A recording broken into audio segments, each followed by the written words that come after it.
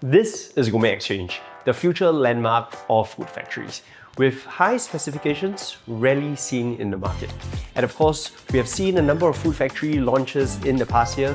This is the most highly anticipated food factory launch you will see. And because this is by one of Singapore's most reputable developer, CapitaLand. Now let's find out from Ken what's so special about this food factory launch. Let's go! So Ken, what is the X factor about one of Singapore's largest food factory within BC? I think Gourmet Xchange will be the future of how food factories will look like. It is special because unlike the rest of the food factories that we have seen in the recent years, most of them has been acquired through a block. A lot of them are actually sold as a development by itself. Gourmet Xchange is a land acquired through the IGRS from JTC, and because it is a government land sale, it is in line with how URA has envisioned the modern factories to look like. It involves a lot of factors of your live work playland within the area itself. And that's why I feel Gourmet Xchange is now being sold as a concept more than a development by itself. So there are three X factors that differentiate Gourmet Xchange from the rest of the food factories. Point number one, it is in a winning central location. We are located within the Kallang precinct, very centrally located. So for end users and future tenants, this central location will allow them to have seamless island-wide connectivity with efficient food distributions across all. So this prime food zone will have a very nice ecosystem around. And we all know that there's still a lot of future growth in this area because Kallang precinct is within URA's master plan to rejuvenate and to spruce up. I think Gourmet Xchange is actually part of this plan to grow this area. Point number two, we have over the years seen developers creating strata sizes of about an average of 150 square meters for food factories. These are actually very bite-sized units that are suitable for investors and maybe entry-level F&B players to come in. On the other spectrum, where we are talking about more serious F&B players, a lot of times they need larger floor plates to operate on a larger scale. What CapitaLand has done in Gourmet Xchange is to create large floor plate units, probably one of the largest we can find on a multiple user strata titled factory. Usually you only can find these sizes in JTC factories that are on rental. So the sizes range and an average from 3,000 all the way to 7,000 square meters. This size will be perfect for larger F&B players to execute their central kitchen, and also for investors who are looking to create larger ghost or cloud kitchens to cut out into smaller spaces for entry F&B players to enter as well. Right. So Ken, you mentioned that this is not sold as a development, but rather is being sold as a concept.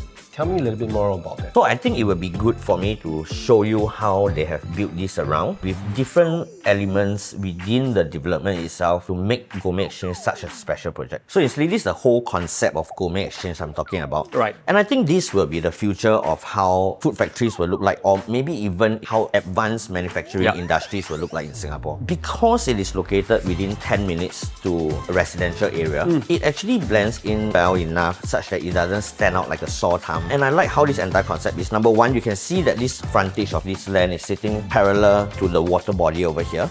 In future, there will be a park connector that will be built. Right? And it flows seamlessly into the development itself. With the sky garden that's being built on the top, you will realize that end users in the area will have an active lifestyle. And I think this entire area in future will also attract people from within the industrial zone area, plus the residential area to flow through into this part. And this is one very special part, which is what we call the heritage terraces. These used to be B2 factories and the first to be built in this area by JTC. Right, so under the tender condition, CapitaLand will have to conserve the facade and how these buildings will look like, and they are changing it into an adaptive reuse unit. So what do they mean is they act like a terrace. There are a total of 3 stories.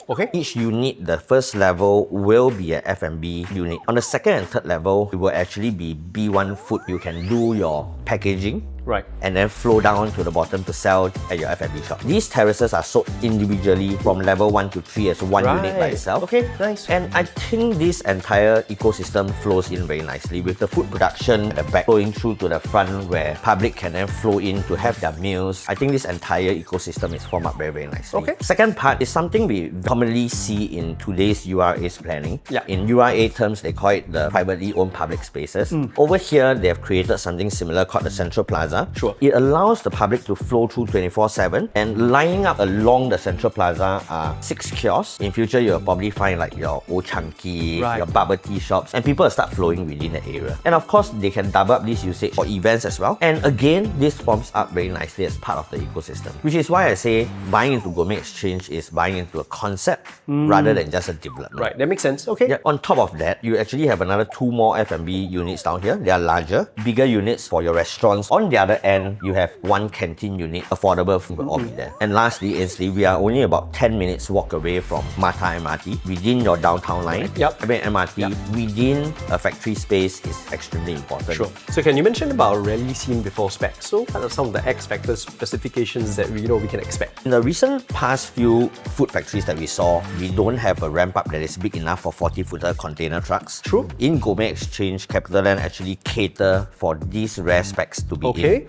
which means your 40-footer container trucks can ramp up from level 1 all the way to level 3. Oh, wow. And in sync with these levels, level 1 to level 3 is also where our 7,000 square feet units are located. So it actually flows in nicely where bigger trucks will serve the bigger units as well. Sure. For your level 4 to level 9, your 24-footer rigid frame trucks can actually still move up towards the top part. So question, if I was an owner or a tenant, on the higher floors, and I've got a 40-footer truck coming in, what can we do about it? So the developer has thought about that as well. You see this middle part? Yep. So they can travel all the way to your level 2 and 3, where there's a common loading unloading bay. Right. That links directly to your service lifts. Then you can transport your goods up to the level 4 to level 9. Sure. So I think that has been well thought of. This service lift actually have direct access to all levels. On top of that, Ainsley, you also like to know that there will be generous loading and unloading bays in every single unit so that there's ease of operations on a daily basis. Another very special spec that we saw is that in the usual food factories, we see the driveway of every pretty level narrow, right? to be about 6 to 7 meters at most. Okay.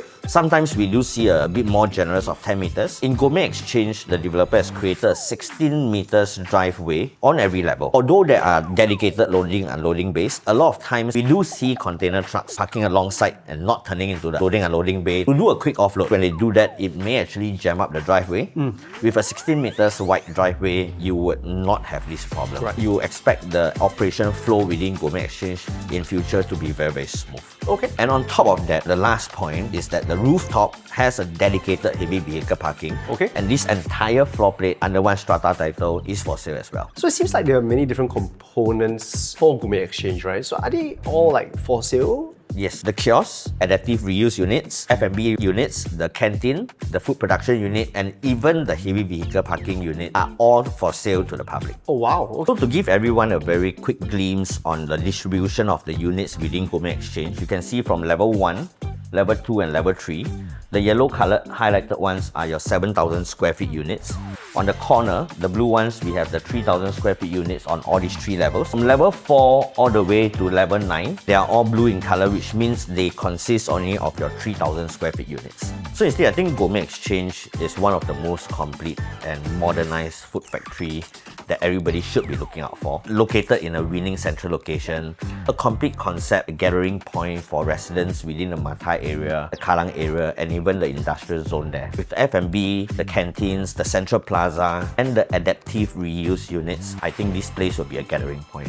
Together with the park connector, where lifestyle will flow in, together with the food production units. So with a 30 years loan tenure, you will definitely be seeing very attractive per square foot pricing, which will translate into very attractive quantum for end users to come in who are serious in their food businesses, and also investors who have a larger appetite to cater to bigger F&B players in future. So I think this is one opportunity that they should not miss, because this kind of products do not come by very often. It is rarely seen. So that's the end of our Gourmet Xchange video. If you're an F&B guy, who wants to come and check it out, the preview is starting on the 27th of Feb, and of course the consumer seminar happening on the 4th of March. So do contact your preferred SRI salesperson to come find out more.